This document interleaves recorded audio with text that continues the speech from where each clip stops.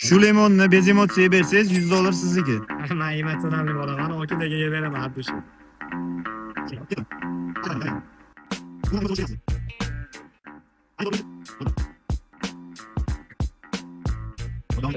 Ya bo'l. Shu limonni bez emotsiyaga bersangiz $100 sizniki. Soxtamasmi? Tani? Bo'ldi, davay. Yormisiz aka? Ketdi.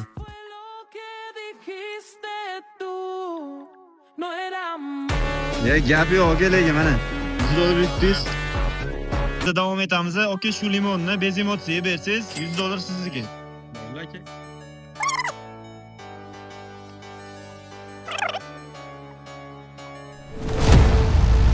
Yetib keldi. O'ylaymansan, idorat qilib qo'ydim, bitta saldim. Oranglardan faqat shular $100 yutib oldilar. Aka, endi bu pulni qatga ishlatasiz? Xohlasa ertangi qilinadigan syomkaga rekvizitga ishlatamiz. Qo'ysa, chiylik chorasi ketdi.